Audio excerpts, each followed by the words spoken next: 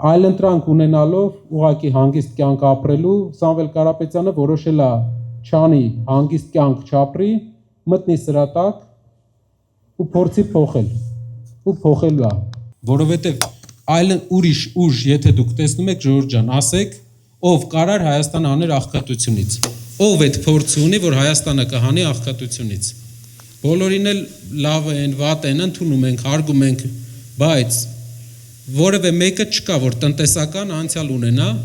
այնպես որ տասնյակ հազարավոր մարդկանց հետ աշխատած լինի, իմանա ոնց է այդ աղքատությունը վերջը հաղթարվում։ Կարապետյանը աշխարհի տարբեր երկրներում նույն ճամփեն անցել է։ Նենց չի մի երկրում հաջողության հասել։ 3-4 երկրում ինքը ունի իր տնտեսական միավորները։ Հայազգը ընդհանրապես աշխարհի յուրաքանչյուր երկրում ամենալավ ուղղությունները, բոլոր ուղղությունները մի հատ հայ ազգանուն կա։ Ու մեր խոսքում մի անգամ ենք նշել ենք, վատ ապրում են հայերը մենակ Հայաստանում։ Դա նրանից է, որ համակարգը չենք կարողացել սարքենք։ Կարապետյանը իր կյանքը ներդրում է Հայաստանի զարգացման համար։ Չկա ուրիշ մոտիվացիա, ուրիշ օգուտ, քան Հայաստանի զարգացումը ինքը չի կարող ունենա։ Քանի որ ֆինանսապես էլ ապահովված է, միակ մարդն է, որ Հայաստանի առաջնորդն է լինելու, որ ինքը որևէ բանի կարիք չի ունենալու գալուց։ Գիտեմ, ամեն ինչ փորձել ենք,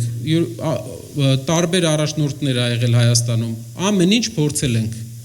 բայց երբեք չենք փորձել մարդ, ով կարիք չունի փողի։ Չենք փորձել մարդ, ով իր ամբողջ կյանքը ուղղակի տնտեսությունն է եղել, մարդկանց կյանքը, ինչա տնտեսությունը, մարդկանց գրպանի գումարը, գումարի հետ աշխատանքն է, որ մարդը ունենա աշխատանք, աշխատատեղ, կարողանա ծախս անի։ Իր գործը դա է եղել։ Երկրորդը իր կապերն են։ Ինչ կարա, ինչա պետք այսօր Հայաստանին։ Մեր հարևան երկրի առաջնորդը, Ադրբեջանի առաջնորդը մեծ կապեր ունի, թե Ռուսաստանում, թե Ամերիկայում, թե Եվրոպայում, թե Թուրքիայում, լինելով այդ իր հոր տղեն, մեծ կապեր ունի, մեր առաջնորդը ինչ կապեր ունի, մեր առաջնորդը, որ գնում է միտեղ, ոնց կարա պայմանավորվի այդ գելերի մեջ, պետք է մարդը անցած ճանապարհ ու կապեր ունենա, ճանաչի աշխարհի ամեն երկրում ոնց է դրվածքը, առաջնորդելուց երկու խնդիր կա, նախ ինքը ուզենալու է կյանքը բարելավի, ուզենալու է, երկրորդ ինքը դրսում այդ շրջապատը չի ունենալու, պետք է առաջնորդ, որ ունենա այդ շրջապատը, որ աղքատությունից հանողը լինի, յուրաքանչյուր հարց, գիտեմ քաղաքացիական պայմանագիր կուսակցությունը որևէ թեմա չգտնելով Կարապետյանի հետ կապված, ամբողջ օրը քարոզում է իր հետ կապված անձնական, որևէ բան չեն կարա իրանք ասեն, 60 տարեկան է, չեն կարա իր անցած ճանապարհից մի բան ասեն, որ մի բան լավ չի արել։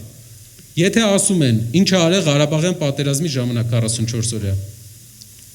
ՔՊ-ից կա մարդ, ում Ադրբեջանը Ղարաբաղյան պատերազմից հետո ռոզիսկ կա տվել։ Իսկ ինչի՞ց է, որ մեզ են ռոզիսկ տալիս, բայց իրանք մեզ են հարցնում մենք ինչ ենք արել, իրանք չգիտեն մենք ինչ ենք արել։ Մեզ պետք է առաջնորդ, որ կարողանա պայմանավորվի։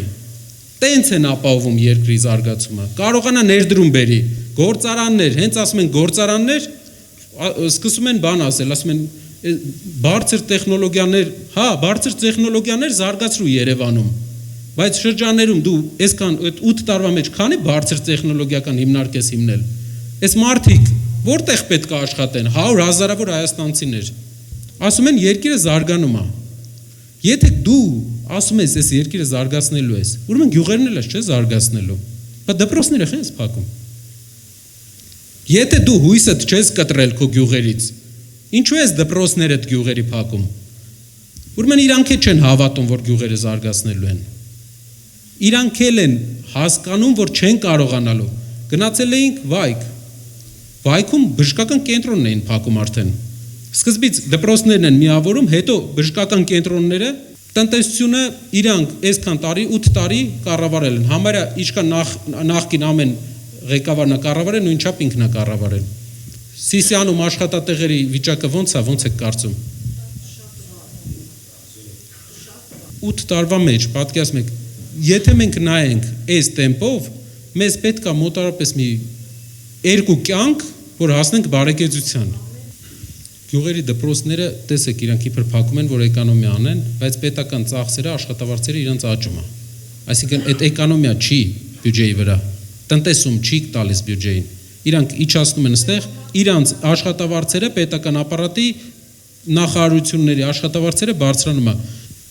Ինչ վերաբերում է Հայաստանի ապագային, այս տարածաշրջանում ամենալավ աշխատող ազգը մեր ազգն է։ Հետի վստահ եղեք, աշխարհում ուր հանդիպել ենք այս տարածաշրջանի մյուս ազգերին, միշտ ամենահարուստը հայն ա եղել մեջից։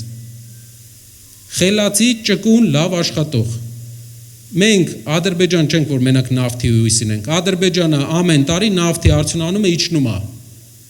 Ծնելիությունը իջնում է։ Չի կարելի Սփյուռքին սենց հերվասնել չի կարելի, մեր ռեսուրսն է, մեր ներդրումային պոտենցիալն է, միջազգային ներդրողներին։ Հայաստանը հարուստ է լինելու, տարածաշրջանի ամենահարուստ երկրներից է լինելու։ Ես վստահ եմ, մենք վստահ ենք։ Այս ազգը իր սփյուռքով, իր աշխատասիրությամբ ու լավ կառավարումով ամենահարուստն է լինելու։